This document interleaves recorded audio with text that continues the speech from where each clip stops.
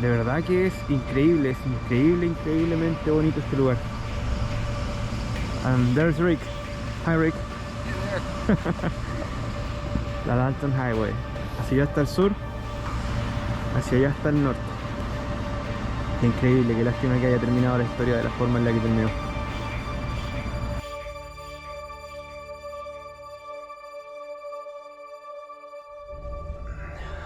Hola chiquillos, chiquillas, buenos días.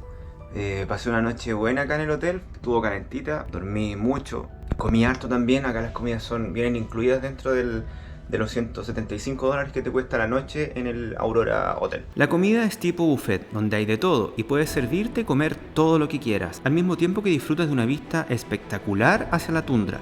Afuera está terrible, está más helado que ayer, no se alcanza a ver nada más allá de la esquina del hotel. Está nevando, afuera está nevando, va a nevar hasta las 11 de la mañana, así que cuando pare la nieve, ahí voy a partir el pedaleo, no quiero partir en esas condiciones. Me dijeron sí que cambiara los neumáticos estos no me van a servir porque más allá hay muchas subidas y necesito tracción, así que voy a poner esos de allá que tienen como clavos alrededor. Bien chiquillos, hoy día comienza la ruta. Estamos a menos 31 grados Celsius. Está súper helado, la bicicleta ya está congelada nuevamente. Al minuto que la bicicleta estuvo a la intemperie ya se había congelado, y lo primero en congelarse fueron los frenos, los cuales supuestamente soportaban hasta menos 35 grados bajo cero, lo que evidentemente no era cierto, porque cuando los quise apretar era como si quisiera apretar una roca. Está nevando, recién paró un poquito, pero va a seguir durante la tarde.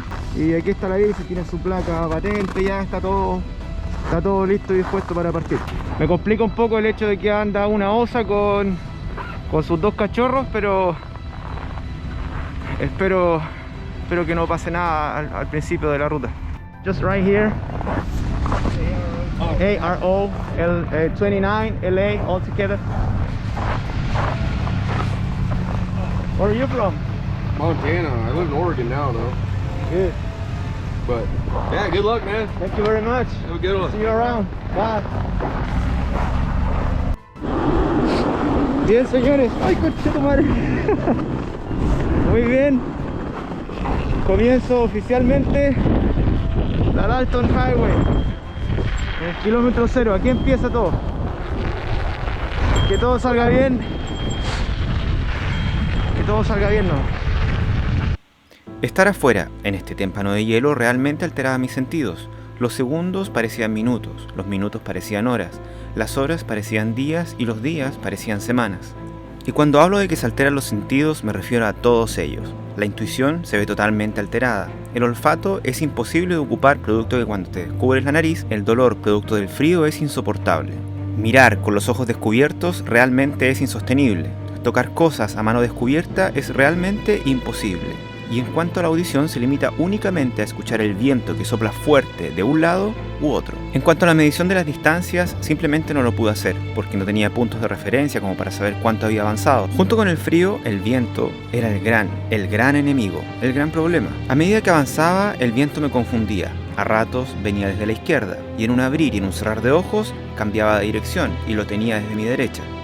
Y me pareció en su momento, y a la fecha todavía me parece increíble que pudiera ver el frío, desplazarse por el suelo como serpientes que atraviesan la carretera de un lado a otro, lentamente silenciando y congelando todo lo que está a su paso. La Dalthon Highway, la preciosa carretera Dalthon Highway, es un camino largo, serpenteante, un tanto monótono y eternamente blanco.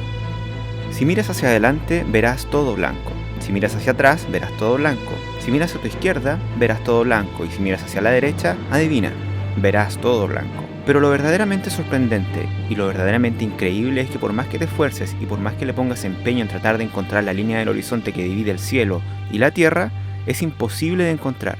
Y no es de extrañar que algunas personas lo llamen el infierno blanco, donde yo creería que nada podría vivir ahí, pero me equivoco. Existen estos animales llamados bueyes almizcleros que viven a estas increíbles temperaturas, moviéndose muy lento y comiendo hierbas que están bajo la capa de hielo. Me deleité con ellos y con estos preciosos y maravillosos atardeceres, pero lamentablemente el tiempo, el frío y el viento me pasaron factura. Y terminé cayendo en un estado de hipotermia, en el que si no hubiese solicitado ayuda, simplemente no estaría contando esta historia. Okay, now I'm better. Yeah, I can talk. It's just difficult. No. I started with hypothermia and those things. Far away from what's the name of the from that horse. So I asked for help in a place where they have some services and those things. I don't know what the name is. The thing is that I needed some help because I was feeling really bad outside. I was really cold and I started to feel like a headache and those things. I was shaking a lot and I started to get wet, like sweating. And I started to freeze myself. The backside, the back, the hands and everything. So I wasn't really feeling good. So I asked for help, and here I am. This place is hell. It's really complicated. I thought I could manage it, but I won't be able to do it. So what do you want your plan B to be? We can get you a plane ticket from Dead Horse. Yeah, but first I need to figure out what to do with the bags. But actually, I don't have no bags. No luggage, nothing. When I came to Dead Horse, I gave away the 2 luggages, and because I was not gonna use it anymore. That was the main plan. And Okay. Can you get them back? I'm trying to. I went with a sir that works here in the office, the boss, I think. Yeah. So we're going back later to see what's gonna happen with the luggages and with the box to put the bicycle on it. Oh yeah. So when we find out if the box and the luggage are still there, I'll try to get a ticket to, a flight to Anchorage and try to do something near that area.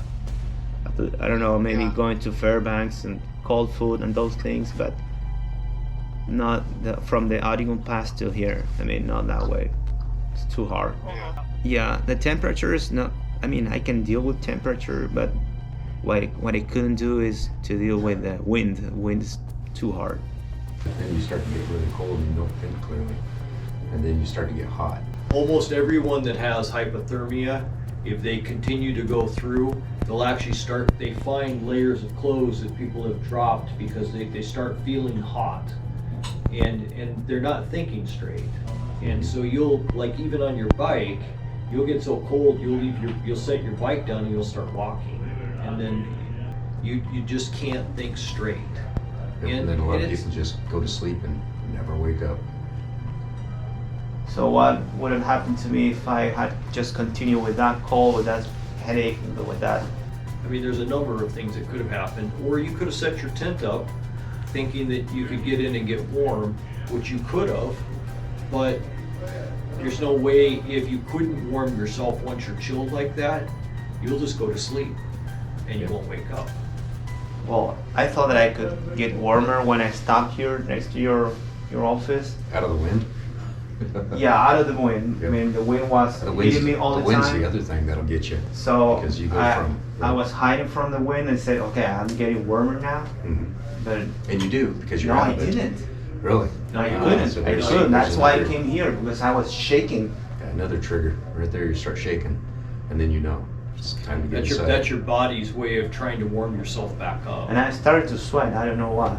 Because that's the level that you hit. Your body actually starts putting all your blood to your core to save yourself.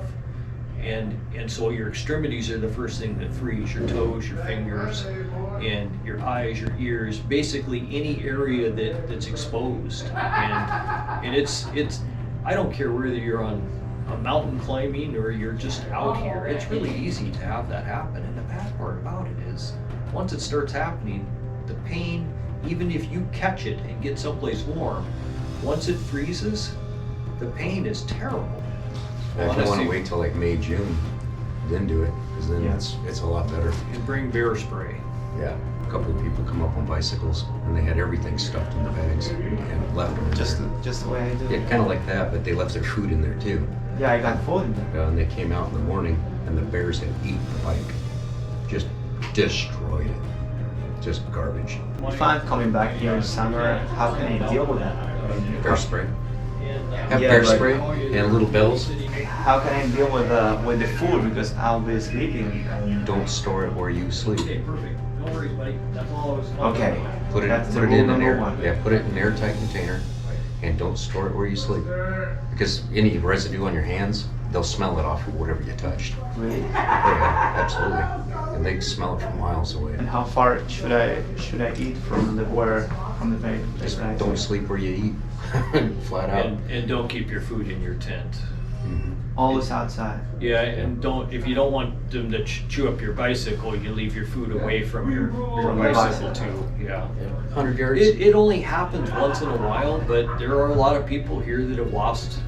The bears got whatever their water bottle, whatever they had been touching while they were eating, they chewed on. Some hunters came down and at the camp down the way, they left all their stuff in the back of the truck. Came out and the bears were in it in the morning, eating everything. And another time they broke the door on the back of the camp, pushing on it, and they came in and the morning chef was in bed asleep because she worked from midnight to. Are we talking about the place where you live? Yes. Yeah. And the bear actually came right into her room because her room smelled like food, and she woke up and she's like ah. And that scared the bear, so the bear went back out, and then they managed to make enough noise to get the bear to go back out the door, and then they had to bar all the doors. But That's crazy. it is quite crazy. But in the same respect, they're not really dangerous, but they can be, especially if they start getting aggressive for the food. Miren chiquillos, qué bonita la Dalthon Highway, es que es una cosa increíble. Yo realmente estoy en shock aquí. Es precioso, muy bonito. Miren esa puesta de sol, por favor, allá. No, increíble. Ahí me decía Rick que sacan petróleo y ellos le prestan servicios a esa planta petrolera. Pero el lugar de verdad que es increíble, increíblemente bonito este lugar.